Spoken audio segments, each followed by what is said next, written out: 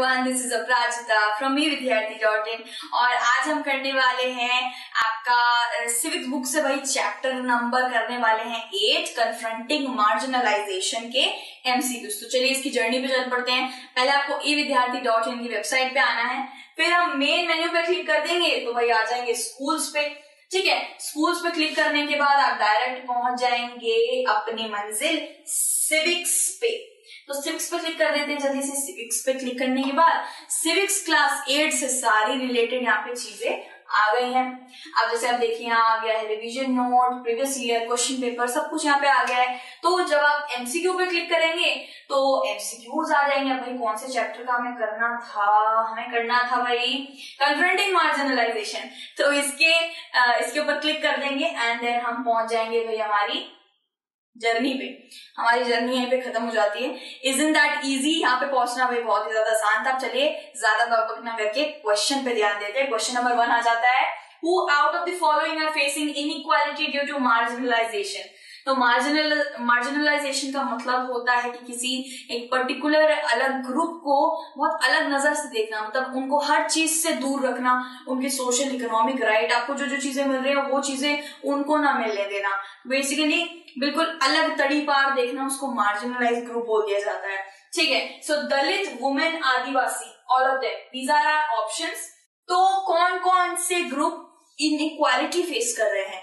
तो बेसिकली दलित भी inequality face कर रहे हैं। कभी कहीं पे औरतों को भी इनइक्वालिटी फेस करनी पड़ती है, रिजर्वेशन नहीं मिलती है, कहीं पे उनको पढ़ाई के लिए आगे नहीं जाने दिया जाता है।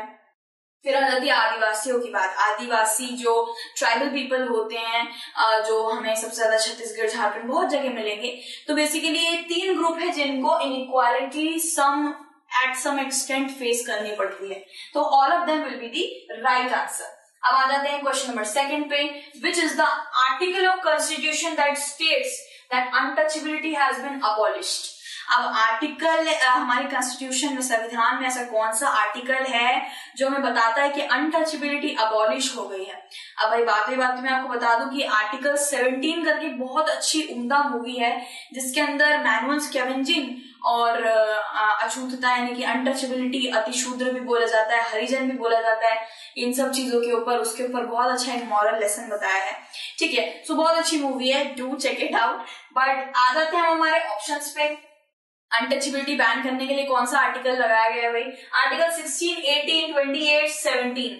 तो बेसिकली जो मूवी का मैंने इतना बड़ा आपको स्टोरी बता दिया, उसी में एक आंसर छुपा हुआ था, आर्टिकल 17। तो बेसिकली राइट आंसर आर्टिकल 17 होगा। आर्टिकल 18 बेसिकली आपका वो आ जाता है, क्या कहते हैं कि अगर इंडिया से कोई सिटीजन चला जाता है तो उसको फॉरेन बोल दिया जाएगा, वो हमारे इंडिया का नहीं रहेगा। इसके ऊपर इससे रिलेटेड आर्टिकल 18 में आ जाता है। ठीक है, तो basically article 17 will be the right answer, abolishment of untouchability. ठीक है, अब आ जाते हैं हमारे क्वेश्चन नंबर 3 पे, who wrote the poem on untouchability. Untouchability पे किसने कविता लिखी थी? तो बेसिकली हमारे ऑप्शन है पोएट चोखा मेला, पोएट सुरेंद्र शर्मा, मैथिली शरण गुप्त और पोएटेस सोरायारा बाई। ठीक है, तो बेसिकली पोएट चोखा मेला जो है वो एक दलित पोएट रह चुके हैं, वो भी पोएट हैं, वो सेंट भी हैं, लेकिन काफी ज्यादा उन्होंने ब्राह्मणिकल हायरार्की को उन्होंने एक तरीके से चुनौती नहीं दी थी। तो बेसिकली ये हमारा राइट आंसर नहीं होगा। जिन्होंने ब्राह्मणिकल आइडियाज को चुनौती दी और दलित के लिए वो स्टैंड लिया, वो कौन है, हमें वो देखना है। तो पोएट सुरेंद्र शर्मा आज के वक्त के पोएट हैं, ज्यादा पुराने नहीं हैं। उन्होंने बहुत सारी किताबें लिखी हैं, बहुत सारी पोएट लिखी हैं। हिंदुइज्म, बेसिकली हिंदी किताबें, हिंदी पोएम्स बहुत ज्यादा लिखी है उन्होंने। पोएट मैथिली शरण गुप्त, ये बहुत ज्यादा एक उम्दा पोएट रहे हैं भाई। मैथिली शरण गुप्त की बहुत सारी कविताएं हैं, हमने इवन चैप्टर्स में भी पढ़ी है हिंदी सब्जेक्ट के अंदर। तो बेसिकली ये दलित के ऊपर इन्होंने भी कुछ शायद पोएम्स लिखी हैं, बट बेसिकली चुनौती देने वाली हमारी जो है वो है पोएटेस सोयारा बाई। बहुत पुरानी पोएटेस रह चुकी हैं और उन्होंने ब्राह्मणिकल ऑर्थोडॉक्स की जो हायरार्की चलती आ रही थी ना, वर्णा सिस्टम, इन सबको चुनौती दी थी कि अनटचेबिलिटी नाम की कोई चीज नहीं होती है, एक ही चाम होता है, एक ही मांस होता है, एक ही खून होता है, तो कोई अतिशूद्र नहीं कहलाता। तो basically the answer will be poetess Soyara Bai. अब आ जाते हैं क्वेश्चन नंबर 4 पे, how does government ensure to end the inequality in the country? Government कैसे इंश्योर करती है कि वो इनइक्वालिटी, भेदभाव को कंट्री में खत्म कर देगी? तो ऑप्शंस है through laws, through reservation, both A and B, none of them. तो भाई हाँ, लॉ बना देगी, एक्ट बना देगी, तो उसके तहत पूरी दुनिया चलती है भाई, सारे लोग उसको फॉलो करेंगे, तो थ्रू लॉज भी आंसर सही है। थ्रू रिजर्वेशन, अगर माइनॉरिटी जो काफी छोटे ग्रुप्स हैं उनको रिजर्वेशन दिए जाए, स्पेशल राइट्स दिए जाए, तो उसके लिए उसके तहत भी इनइक्वालिटी खत्म करी जा सकती है। तो आंसर दोनों ही सही है। तो basically both A and B will be the right answer. अब आ जाते हैं हम क्वेश्चन नंबर 5 पे। What term means to exclude और बैनिश एन इंडिविजुअल और अ ग्रुप? इसका मतलब होता है कि किसी को बैनिश और किसी को तड़ी पार कर देना, यानी कि कहीं से निकाल देना। किसी, समझ लीजिए आप गांव में रह रहे हैं, गांव में आपने शायद गांव वालों के खिलाफ कोई कदम उठा लिया है, ठीक है। गांव में क्या होता है, समझ लीजिए छोटी छोटी बच्चियों को गंजा कर दिया जा रहा है, ऐसा कुछ वहां पे शायद प्रथा चल रही हो, आप जस्ट सोच के देखिए। तो आपने उसके खिलाफ एक आवाज उठाई है कि ऐसा नहीं करना चाहिए, उनके केश नहीं काटने चाहिए। तो बेसिकली क्या होता है, गांव वाले शायद आपको तड़ी पार करते, बाहर निकालते, आपके घरों में आग लगाते। तो ऐसे ही इस चैप्टर के अंदर कन्फ्रंटिंग मार्जिनलाइजेशन के अंदर रतनाम करके एक लड़का था, आप ही के बुक से बोल रही हूँ, रतनाम करके एक लड़का था जो एक इंजीनियरिंग स्टूडेंट था, और उसे बोला गया था कि ब्राह्मण के पैरों का पानी पियो। तो बेसिकली तो गलत बात है, सब इंसान एक ही है, तो वो भगवान का है, भगवान से बड़ा थोड़ी ना है वो। तो बेसिकली उसने एक्शन लिया था और उसे तड़ी पार कर दिया गया था, उसकी फैमिली को गांव से।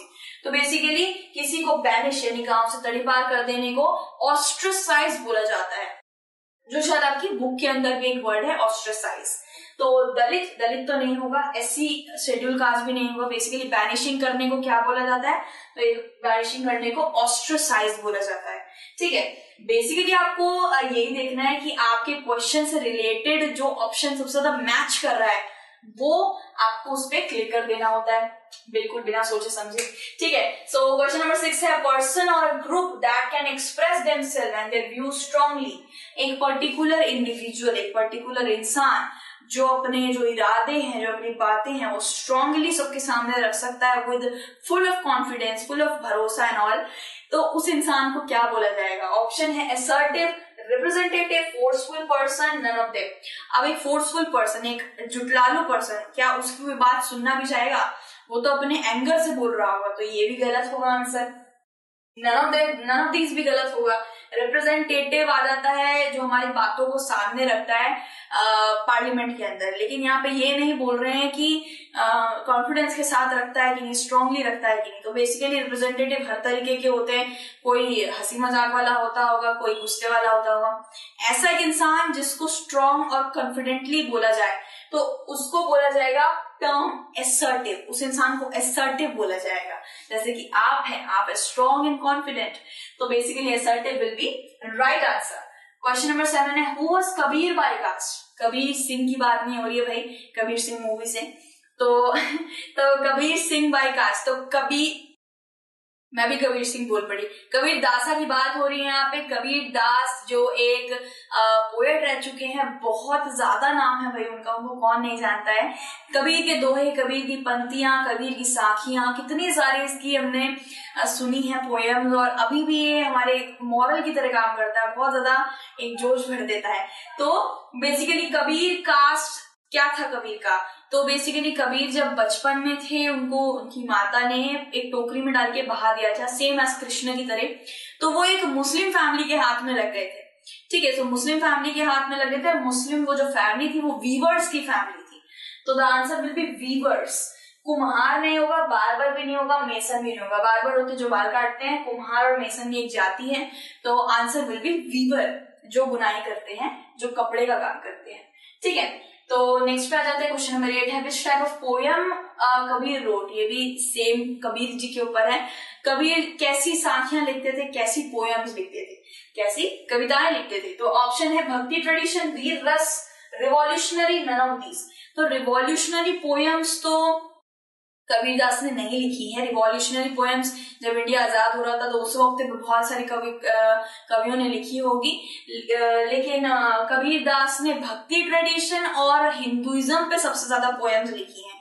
तो बेसिकली आंसर विल बी भक्ति ट्रेडिशन। वीर रस क्या होता है? जब कोई इंसान जब युद्ध पे जाता है, जब वो जीत के आता है, तो वीरता का एक अलग ही रस होता है, तो वीर रस। बेसिकली पोयम कबीर ने भक्ति ट्रेडिशन और हिंदुइज्म पे रोट करी है, ठीक है। तो क्वेश्चन नंबर 9 है हमारा, what do you understand by manual scavenging. अब मैंने जैसे आपको मूवी के बारे में बताया था आर्टिकल 17, उसमें मैनुअल स्कैवेंजिंग के बारे में भी बात है। दिखने में काफी ज्यादा एक बड़ा भरकम भारी भरकम एक टर्म लग रहा है, बट जितना इसकी डेप्थ में जाके आप इसे पता करेंगे उतना आपको बुरा लगेगा, क्योंकि मैनुअल स्कैवेंजिंग बेसिकली ऐसी जगहों में करी जाती है जहाँ नाली वाली बहुत होती है ना, नाली में समझ लीजिए चीजें फंस जाती है, तो समझ लीजिए किसी की अंगूठी गिर गई है, समझ लीजिए किसी का पर्स गिर गया है, कार्ड गिर गया है, तो उसके अंदर लोगों को भेजा जाता है, बड़ी नाली में लोगों को भेजा जाता है नाक बंद करके, एंड देन वो उसे ढूंढ के लेके आते हैं। अब मैनुअल स्कैवेंजिंग करते वक्त जान का जोखिम कितना रहता है वो तो सोच ही सकते हैं, क्योंकि नाली है, काली जगह है, इतनी ज्यादा अंधेरी वाली जगह होती है, वहां कितने ज्यादा कीड़े मकोड़े रहते होंगे। तो एक वक्त पे ये गांव में चला करती थी, एक वक्त पे शहरों में भी इसका यूज होता था। तो बेसिकली मैनुअल स्कैवेंजिंग लोग हाथों से करते थे। अब मशीन्स आ गई हैं, अब लोग नालियां मशीन से खोदते हैं, बट बेसिकली पहले हाथों से करा जाता था। तो राइट आंसर विल बी हाथों से करा जाता था, working of scavenging by hand. And machine के जैसे work of scavenging by machine तो अभी आई है, तो उसे स्कैवेंजिंग भी नहीं बोला जाएगा, उसको तो सीवेज का काम बोला जाएगा। और work of scavenging by power ये भी नहीं होगा, पावर इलेक्ट्रिसिटी से होगा तो ये भी नहीं होगा ऑब्वियसली, पहले हाथों से करा जाता था। स्कैवेंजिंग मतलब कि एक डिस्कार्ड और एक वेस्ट हटाना एक जगह से, एक इंसान को अंदर भेजना, एंड देन वो सब हटाएगा। तो अभी तो इसको अबॉलिश कर दिया गया है, देखा जाए तो बैन कर दिया गया है। तो right answer will B by hand. Question number 10 है, when did the supreme court ban the practice of manual scavenging. Supreme court ने मैनुअल स्कैवेंजिंग का देखा जाए तो बहुत लेट जाके इसको बैन किया गया, क्योंकि इसका नीड बहुत लोगों को पड़ती थी, चीजें अटक जाती थी, कुछ गिर जाता था, तो लोगों को जरूरत पड़ती थी, ठीक है। उस वक्त टेक्नोलॉजी भी इतनी थी कि नहीं थी कि मशीनों को वहां पे भेजा जाए, तो लोगों को ही जाना पड़ता था भाई गटर गाड़ियों में। तो बेसिकली 2013 में इसको बैन कर दिया गया था under the prohibition of employment act, ठीक है। कोई भी ऐसे एम्प्लॉय नहीं कराया जाएगा जो गटर नाली में जाएगा, कोई भी अच्छा जॉब दीजिए लेकिन ये जॉब नहीं दी जाएगी किसी को। तो 2013 में इसको बैन कर दिया गया था, ठीक है। अब हम आ जाते हैं क्वेश्चन नंबर 11 पे, द फॉरेस्ट और tribal people living in the aboriginal state the lifestyle are known as, ठीक है। तो यहाँ पे बोला गया है कि अब ओरिजिनल, बेसिकली इसका मतलब सबसे पहले समझते हैं। अब ओरिजिनल का मतलब है एक पर्टिकुलर जगह पे कोई इंसान बहुत काल से रहता आ रहा है, सदियों से रहता आ रहा है, तो बेसिकली वहीं का आदिवासी कहलाएगा, वहीं का बंदा कहलाएगा। तो वो जो लैंड होगी वो उसी की मानी जाएगी, क्योंकि वो काल से वहीं पे रहता आ रहा है, उसके बच्चे, उसके पूर्वज सब कुछ वहीं पे रहते आ रहे हैं, ठीक है। तो बेसिकली यहाँ पे बोला गया है एक ट्राइबल पीपल जो एक पर्टिकुलर जगह में रह रहे हैं, लाइफस्टाइल वहीं सब वहां पे लाइफस्टाइल बन रही है उनकी, वही ट्रेडिशन है, सब कुछ वहीं पे है, तो उस इंसान को क्या बोला जाएगा। यहाँ ऑप्शन है invoke, Dalits, Adivasi, none of these. तो बेसिकली भाई वर्ड्स का षड्यंत्र होता है, वर्ड्स का शत्रजाल होता है। अगर आपको वर्ड का मतलब पता है ना तो आप आराम से क्लिक कर सकते हैं किसी पे भी। तो बेसिकली इन्वोक का मतलब क्या होता है? इन्वोक का मतलब होता है कि प्रार्थना करना, प्रे करना, या फिर हेल्प या सपोर्ट मांगना। तो क्या ये इससे कहीं से भी जुड़ रहा है? नहीं जुड़ रहा है। दलित तो अनटचेबिलिटी की बात हो रही है, अनटचेबिलिटी यहाँ पे नहीं आ रही है, बेसिकली यहाँ आ रही है कि एक जगह पे रहने वाले लोगों को क्या बोला जाता है।